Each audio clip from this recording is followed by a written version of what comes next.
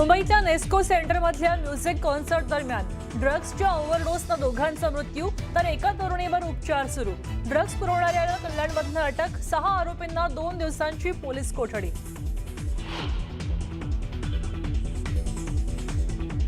मुंबईच्या नेस्को सेंटरमध्ये रात्री उशिरापर्यंत तरुणांचा धिंगाणा। कॉन्सर्ट नंतर पार्किंगमध्ये खुलेआम नशा। पहाटे 4 पर्यंत पार्किंगमध्ये सुरू होता नशेचा बाजार। न्यूज 18 मराठीच्या हाती नवा व्हिडिओ समोर।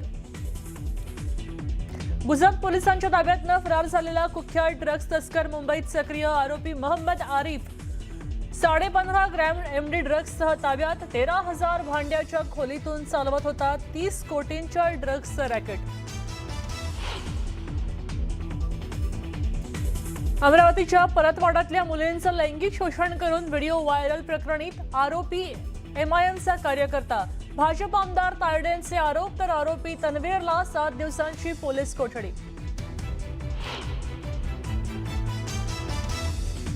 अशोक खरातचा एन्काउंटर होण्याची शक्यता, प्रणिती शिंदेंचा आरोप।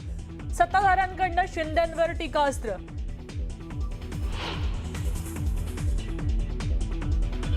भोंदू खरात प्रकरणाशी दुरान्वयही संबंध नाही, माझ्यावर आणि माझ्या परिवारावर बेछूट कपोलकल्पित आरोप। रुपाली चाकणकरांचा विरोधकांवर निशाणा।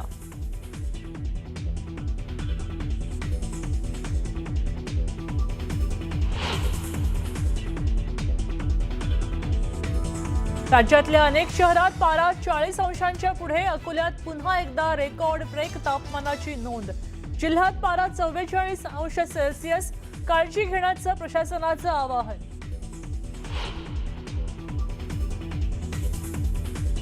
पंतप्रधान नरेंद्र मोदींची अमेरिकेचे राष्ट्राध्यक्ष डोनाल्ड ट्रम्प यांच्यासोबत फोनवरून चर्चा। दोन्ही नेत्यांमध्ये आखातातल्या युद्धाच्या पार्श्वभूमीवर 40 मिनिटं चर्चा झाल्याची माहिती।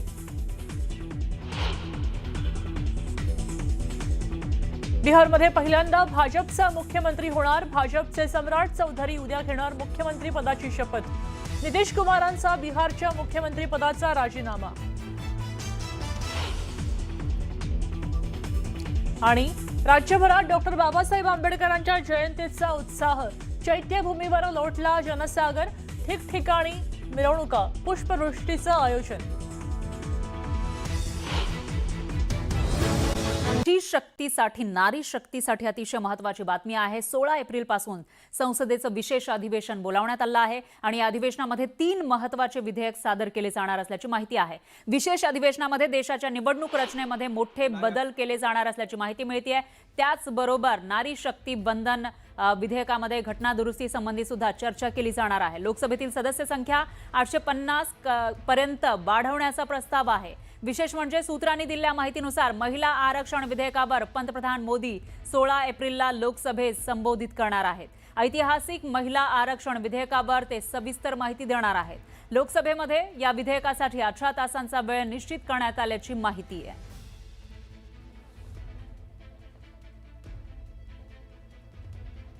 तर आता या सगळ्या बदलानंतर संसदेमध्ये महिला खासदारांची संख्या कितीने वाढू शकते ते आपण समजून घेण्याचा प्रयत्न करूयात ग्राफिक्सच्या माध्यमातून।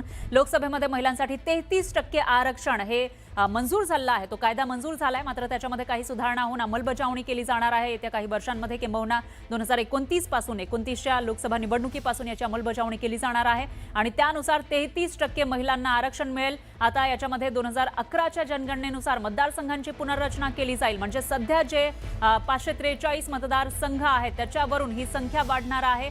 816 इतकी संख्या लोकसभा मतदारसंघांची होणार आहे आणि त्याच्यामध्ये महिलांना ऍड केलं जाईल। केंद्रशासित प्रदेशामध्ये महिलांसाठी 35 जागा असतील अशी माहिती समोर आलेली आहे। तर लोकसभेमध्ये महिलांसाठी 273 जागांवर आरक्षण दिलं जाईल अशी माहिती आहे। म्हणजे एकूणच जेवढ्या जागा सध्याच्या आहेत त्या वाढवून त्या वाढीव जागांवर जी काही लोकसंख्येनुसार महिलांना आरक्षण दिलं जाईल अशी माहिती समोर आली आहे। मतदारसंघामध्ये फिरत्या पद्धतीने महिलांसाठी हे आरक्षण असेल अशी ही माहिती समोर आलेली आहे।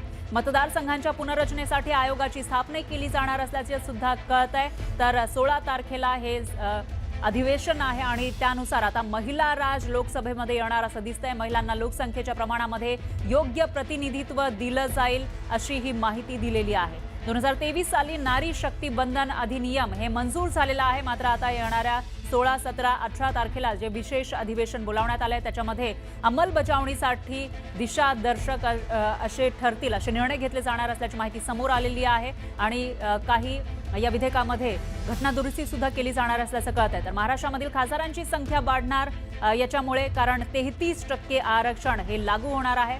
खासदारांची संख्या 48 वरून 72 होण्याची शक्यता वर्तवली जाते. सध्या जी महाराष्ट्रामध्ये मतदारसंघ आहेत 48 आहेत लोकसभेचे, मात्र ते वाढून 72 होणार. आणि त्याच्यामध्ये जे वाढीव मतदारसंघ आहेत त्या ठिकाणी मोठ्या संख्येनं महिलांना प्रतिनिधित्व दिले जाईल. म्हणजे महिलांसाठी ते मतदारसंघ राखीव असतील अशी माहिती आपल्यापर्यंत पोहोचतीये. अर्थातच या अधिवेशनानंतर याविषयीची जी काही सविस्तर माहिती आहे, अधिकृत माहिती आहे, ती आपल्यापर्यंत पोहोचेल. आणि या सगळ्याविषयी अधिक माहितीसाठी आपले प्रतिनिधी प्रशांत लीला रामदास हे थेट दिल्लीवरून आपल्यासोबत जोडले गेलेले आहेत. प्रशांत, काय सांगाल? आता 16 तारखेपासून हे विशेष अधिवेशन सुरू होत आहे, त्यानंतर लोकसभेमध्ये महिला राज येणार असं दिसतंय. काय अपडेट्स आहेत याविषयी? बरोबर आहे. जर बघितलं आपण तर हे अत्यंत महत्वाचं आहे की येत्या 16, 17, 18 या 3 दिवसांमध्ये खास करून अर्थसंकल्पीय अधिवेशनाचा तिसरा टप्पा सुरू होणार आहे. 2 टप्पे आटोपले आणि हा तिसऱ्या टप्प्याची घोषणा आली होती शेवटच्या दिवशी, त्या दिवशी अर्थसंकल्प अधिवेशनाचा होता. त्या सन्याड्या झाला नाहीये. पण या दरम्यान नारी वंदन अधिनियम जे आहे ते अत्यंत महत्वाचं विधेयक जे आहे ते येणार आहे. यासोबत इतर 3 विधेयक येणार आहे जे याच्या मदत करणारे विधेयक, ज्यामध्ये परिसीमन आयोगाच्या संदर्भातलं एक अत्यंत महत्वाचं विधेयक आहे. असे साधारणतः 3 विधेयक या दरम्यान येणार आहे. आणि यातून एक प्रकारे नारी वंदन अधिनियम जो लागू करायचा आहे, जो कायदा लागू करायचा आहे, खास करून महिला आरक्षणाच्या संदर्भात, आणि खास करून सोबतच 33% आरक्षण परिसीमनाच्या माध्यमातून देण्यासाठी हे विधेयक अत्यंत महत्वाचं आहे. आणि येत्या 3 दिवसाच्या या अर्थसंकल्पीय अधिवेशनाच्या तिसऱ्या टप्प्यामध्ये हे विधेयक असणार आहे. पण सोबतच जर बघितलं यामध्ये अत्यंत महत्वाचं आहे की या विधेयकाच्या माध्यमातून देशभरामध्ये विधानसभेच्या जागा वाढणार आहे, लोकसभेच्या देखील जागा वाढणार आहे.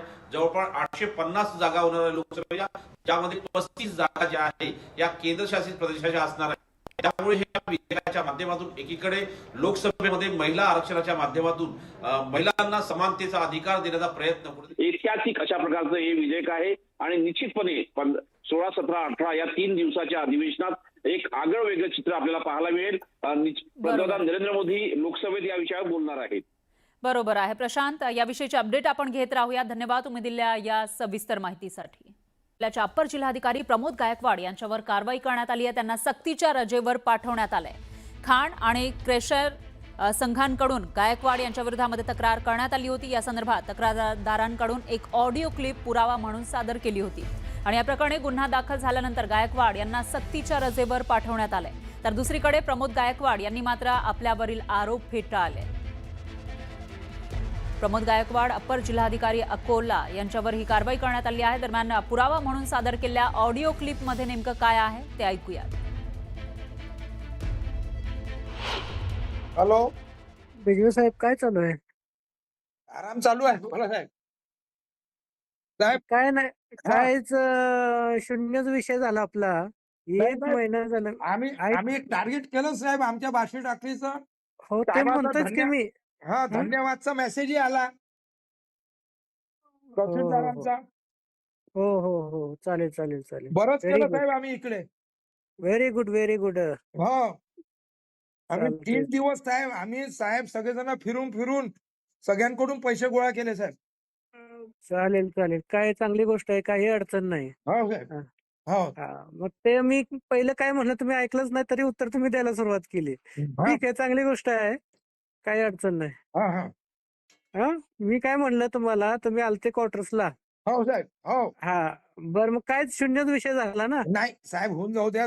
8 दिवस 2-3 दिवस जरा माणसं सगळे थोडं शांत होतात. मग मारू चक्कर ते करतो मी ते. मग आणू ते लाईनवर साहेब. तेही आणू साहेब ते लाईनवर. नाही, आता मी तुम्हाला नाही बोलणार कधीच. हा साहेब. बघू आता मग. साहेब येतो मी, थोडं घरी बसलाय नाही पाहुण्यांना. नाही, आता एवढं इन्सिस्ट करण्याचं काहीच कारण नव्हतं. मी तुम्हाला 4 ते 5 फोन केले. हा, हा. आता तुम्ही ठीक आहे, चांगलं काम केलं, चांगली गोष्ट आहे. हा. काही मला त्याबद्दल दुमत नाही किंवा काही म्हणायचं नाही. पण आता कुठल्या गोष्टीसाठी माझ्याकडे येऊ नका. हा साहेब असं काही हा नाही म्हणजे मला खेदानं बोलावं लागतंय. कुठल्या गोष्टीसाठी माझ्याकडे येऊ नका. आता बघूच आपण, तुम्ही बघू, डीएमओ बघू, आणि तुम्ही सगळे जे आहेत ना 42-47 ते सगळे लोक बघू.